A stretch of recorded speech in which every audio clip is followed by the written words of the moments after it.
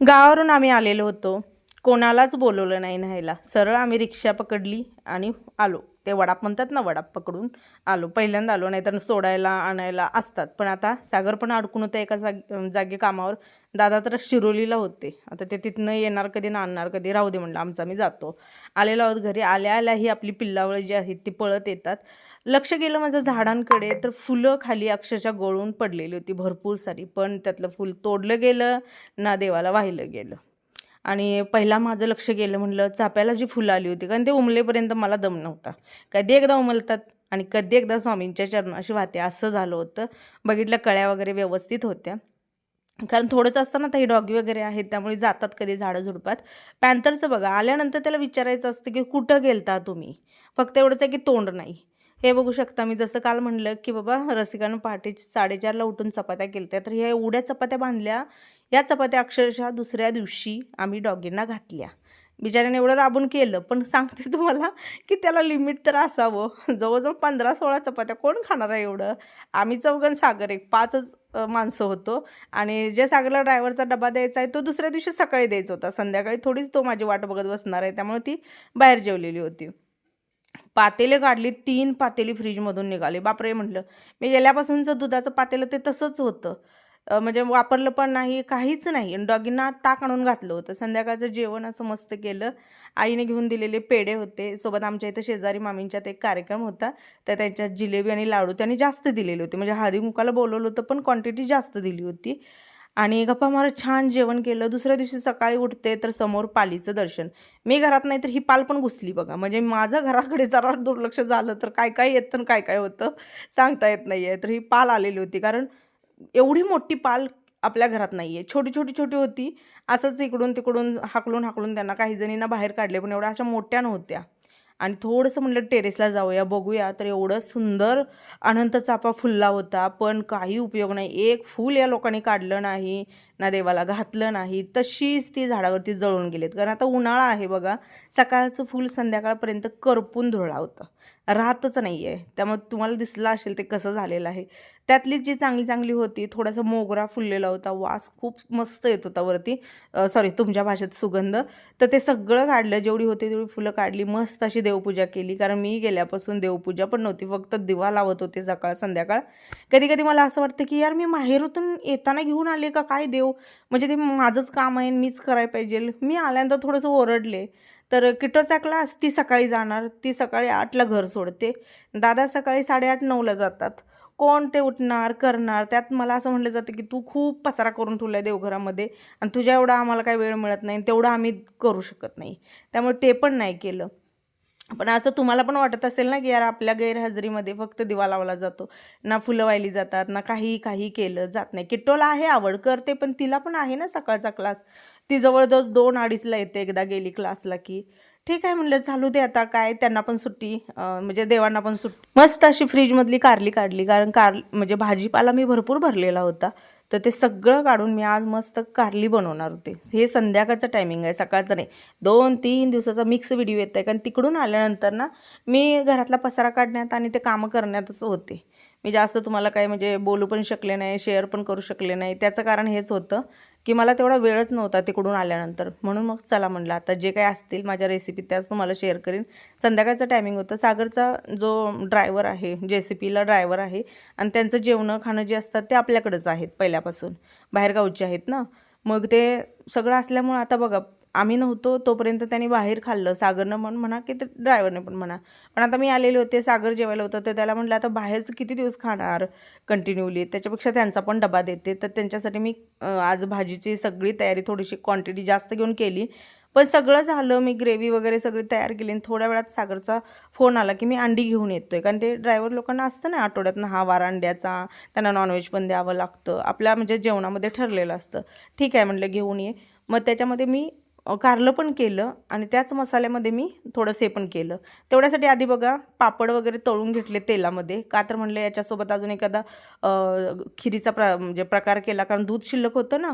मग डोक्यात आलेलं होतं माझ्यात खीर करायची, पण अचानक ते अंडी वगैरे आणणार, त्यामुळे प्लॅन माझा फिसकटला.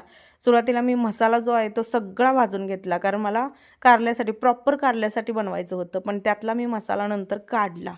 आणि हो, मला ज्या ताईने मसाले पाठवलेत त्या ताईंचा इथं स्क्रीनवरती मी नंबर देत आहे. A1 मसाले जसे आले तसे रेग्युलर वापरते. चव, स्वाद, सुगंध अप्रतिम आहे. तर इथे नंबर देते, तुम्हाला जो कुठला पाहिजे तो मसाला त्यांचा तुम्ही ऑर्डर करू शकता. ज्यांच्या घरात जास्तीत जास्त कोकणी रेसिपी बनतात किंवा कोकण स्टाईल भाज्या बनतात, नॉनव्हेज बनतं, त्यांच्यासाठी खूप बेस्ट आहे. मी आपलं व्हेजमध्ये घालून घालून वापरत होते, चव छान येत होती.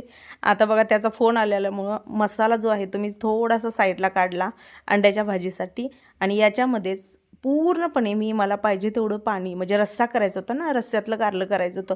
सुक्यापेक्षा रस्स्यातलं कारलं खूप चवीला लागतं. आई एक आहे बघा, कारल्यामध्ये खूप हुशार आहे. कारल्याची कुठलीही भाजी असू दे खूप छान करते, कमी साहित्यामध्ये. चवीनुसार मीठ, थोडंसं गूळ टाकलं, चिंच माझ्याकडची संपलेली होती तरी पण कारलं छान झालं. पण मी तुम्हाला एक कायम सांगते, तसंच सांगेन, तुपात घोळा, साखरेत घोळा, त्याचा गुणधर्म थोडा का होईना कडवटपणा हा जात नाही. तुम्ही कशाही पद्धतीने रेसिपी करा कारल्याची, जो तो ज्याचा त्याचा गुणधर्म थोडा का होईना देतो. आता एवढी 3 पातेली दूध शिल्लक होती. म्हटलं काय करायचं, तर लक्षात आलं की फ्रीजमध्ये ना एक पॅकेट राहिलेलं होतं फालुद्याचं, ते काढलं. 1 लिटर दूध आहे ते, आणि त्याच्यामध्ये पूर्ण मिक्स केलं. एक 10-15 मिनटं शिजवायला दुसरीकडे ठेवलं. आणि आता अंड्याला पूर्णपणे मी फोडणी देत आहे. अंडासुद्धा रस्सा अंडा पाहिजे होता. सागरचं असं म्हणणं होतं की रस्सा जे काला करून कुस्करून खातात, आणि तुमच्या दादाला पण तसं खूप आवडतं. त्यामुळे भरपूर पाणी वतलं. छान असं ते मसाले जे वापरले होते ना ताईंचे, त्यामुळे कट तरी खूप छान येतं. आणि ही जी अंडे आहेत, आता हे ड्रायव्हरचं पण जेवण, सागरचं, आर्यन पण खाईल, आणि तुमचे दादा. किट्टोला पोळी लागते, त्यामुळे मी तिच्यापुरती 2-3 जे आहेत ते सेपरेट काढून ठेवली, आणि तिला सगळं जेवण झाल्यानंतर ऑमलेट करून दिलं. आणि बाजरीच्या भाकरी किंवा ज्वारीची भाकरी त्याच्यासोबत ह्या लोकांना कुस्करून खायला छान लागतं. चपाती करू नको म्हणले मला. ते नशीब हे सगळं करायच्या आधी मला सांगितलं, अन्यथा मग मी सगळं करणार. मग त्यांचं ते एखाद्याच खाण्याची इच्छा असते ना, की बाबा हे खायचं आहे, भाकरी आणि रस्सा कुस्करून खायचा आहे, आणि मी चपात्या करून ठेवल्या तर तेवढंही वाटत नाही. पण मी त्याच्यानंतर ज्वारीच्या भाकरी केल्या. पिठाचा एक प्रॉब्लेम की व्यवस्थित दळलं नाही पीठ, यामुळे काय झालं आहे की माझी भाकरी तव्यापर्यंत व्यवस्थित जात नव्हती, तुकडे पडायचे तिचे. आणि मला कसं वाटलं की आता नवीन दळून आणलेलं आहे, याला कशाला उतवणी वगैरे पाहिजे. थोडंसं जास्त दिवसाचं पीठ असेल तर आपण उतवणी घालतो ना, म्हणजे ते गरम पाण्यामध्ये. आता तर दळून आणलेलं आहे, म्हणलं कशाला उतवणी लागते. पण नाही, मला मळल्यानंतर ज्यावेळेला थापलं मी, थापताना पण चिरत होत्या, तर टाकताना तुकडे पडत होते. कशा भाकरी केल्या. सगळं झाल्यानंतर झोपायच्या वेळेला मी सगळ्यांना दिलेलं होतं फालुदा. डबा झालाय, सगळं झालंय. सागर नाश्ता करते, मी पण चहा घेते. तर हे बघा झोपीतनं उठलाय. आरू, शाळा कधी चालू व्हायची? मी तर वाट बघते आरूची कधी चालू होते. आरू म्हणते सुट्टी लागली नाही तर हिला बरी शाळेची काळजी लागली. क्रिकेट खेळायचं आहे का? कडक तर कडक उन्हात पोरं क्रिकेट खेळते, ती काय अवघड आहे. उन्हाळ्यात वाटतं केस कमी आहेत ते बरं आहे. उन्हाळा झालं की नंतर वाटतं की यार पाहिजे. पण उन्हाळ्यात ना सगळ्यांची तक्रार आहे की यार केसाने खूप हैराण केलं आहे. गरमीच तेवढी आहे. आता एप्रिल एंडिंग आहे तर ही अवस्था आहे माझ्यामध्ये. मे महिन्यात काय असणार होतं ताईनो? मे महिन्यात ना माझ्या मते काय म्हणतात तसं 10ला बाहेर पडणं मुश्किल होणार आहे. पाप वाटतं मला त्या लोकांचं जे कडक उन्हात काम करतात. खरंच सांगते मी, खरंच काहींची मजबुरी असेल, काहींना पर्याय नसेल, काहींचं जबाबदारी असतील किंवा काही पण असू दे. कारण दादानी 2 वर्ष लागोपाठ उन्हाळा तर उन्हाळा कंटिन्यूली केला आहे. त्यावेळेला मजबुरी होती, जवळजवळ 17-18ची गोष्ट आहे, 17. तर मजबुरी होती. पण आता ते दिवस आठवले की वाटतं. पुन्हा सागरनं सुद्धा केलेलं आहे. ज्यावेळेला सुरुवातीला नवीन कामावर लागला तर असा कडक उन्हाळा, आणि त्यामध्ये पोती वाहिलेली आहेत वाळूची, पाटीलची सालं निघायची, फोडं यायची वगैरे. ते सगळ्या गोष्टी सगळे दिवस आठवले की यार कसं केलं असेल किंवा कसं करतात, किंवा अजूनही खूप सारे लोक करतात की भर उन्हामध्ये काम करतात. तर खरंच म्हणजे मानलं पाहिजे त्यांना. फॅमिलीसाठी, पोटासाठी वगैरे ह्या सगळ्या गोष्टी असतात. असं उन्हाळा लवकर जाऊ बस. तर सागरच्या मिठूशी थोड्याशा गप्पा मारल्या. जरा दिसत असेल यामध्ये आहेत सागरचे मिठू, 2 पोपट्या आहेत. तुमचा भरपूर जणांचा नकार आला, पण सागरनं आणलेले आहेत. कारण काय म्हणतात की ते ज्याला जे करायचं आहे तो करतोच, बरोबर आहे. तसं त्यानं आणली होती. पण आता तिकडं काय झालं आहे, सगळी गावाकडे गेलेले आहेत, कोण नाही घरात. त्यामुळे ते अशी न खाणं, एकटं राहणं असं करायला लागलं. म्हणून त्याला म्हटलं की बाबा पिंजरा इथं आणून ठेव, मी जाता येता लक्ष देते, थोडंसं बोलते, त्यांना पण बरं वाटेल ना. तर आता खाऊ ठेवला आहे. भात आहे, बाजरी आहे, पेरू आहे, केळ आहे, चिक्कू आहे, काय काय माहिती आहेत. आणि चाललं आहे आपलं त्यांचं. छान आहेत, फक्त बोलण्याकडे लक्ष देतात. काय म्हणतोय काय नाही कानटाव करून ऐकतात आणि हो ते पिंजऱ्यात उघडून पळायला पण बघतात. अशी आहे ती पोपट. आज ना वरती जे काय होतं स्वामींचे फोटो वगैरे ते सगळे मी काढले. 2 दिवस गावाला जाऊन येऊ दे असं वाटतं की हे राहिले आणि ते राहिले. 2 दिवस त्यातच गेले. ते राहिलं म्हणून आवरण्यात आणि सावरण्यात. तर आज इथलं पण सगळं मी काढून घेतलेलं होतं. बरं तुमच्या काही कमेंटची उत्तरं देते. पहिल्या दिवशी कमेंट होती की आईला साध्या साड्या नेसायला लाव. उन्हाळा भरपूर आहे आणि काठपदर किंवा जड साड्या नेसायला देऊ नका. आता ते ऐकणार कोण? तुम्हाला सांगू, गावाकडे सर्रास बघितलं जातं तर डेली वापरासाठी सुद्धा त्यांना अशा काठपदर जाड साड्याच आवडतात. आजी एक असा आहे, आता जीव थकला आहे त्यामुळे तिला वाटतं की हलकं फुलकं असावं, पण आईला वाटतं की साड्या अशा छान छान असाव्या, भरलेल्या असाव्या, जड असाव्या किंवा अशा दिसायला अशा म्हणजे म्हणतात ना की चांगल्या असाव्या. एकदम पातळ सिंपल अशा साड्या गावाकडची लोक शक्यतो जास्त पसंती देत नाहीत. ते जास्त झगझगीत चकचकीत आणि स्पेशली तिला लाल कलर वगैरे. आता मी तिला माझ्या काही साड्या ज्या आहेत त्या भरपूर दिलेल्या आहेत की म्हणलं बाबा तू नेसते तर रानामाळात घालून नेसतील. मी एखाद्या वेळेस नेसलेल्या आहेत तशाच टाकलेल्या होत्या ना. त्या 20 साड्या मी तिला दिलेल्या आहेत. त्या जशा साड्या तिनं गेल्या आहे ना तसं तिनं एकच काम सुरू केलं आहे की रोज एक साडी काढते आणि रोज घालते. मध्ये जड आहे पातळ आहे तिला काठ आहे नाही टोचतंय ते बघत नाही आहे. तुमच्या कमेंट येणं योग्य आहे, पण प्रॉब्लेम हा आहे की तिला तशाच साड्या आवडतात आणि तिचा सगळ्यात जास्त तिला जर काय आवडत असेल तर तिला साडी आवडते. वेगवेगळ्या साड्या नेसायला आवडतात. म्हणून म्हटलं ठीक आहे आता माझ्याकडे पण भरपूर प्रमाणात साड्या आहेत. आता बिझनेसमुळे पण माझ्या एक एक काढावीच लागते त्यामुळे दिलेल्या आहेत तिला. तर स्वामींची पूजा झाली. दिवा लावून वर ठेवायला गेली. माझा पाय थोडासा घसरला. तो दिवा थोडक्यात वाचलाय.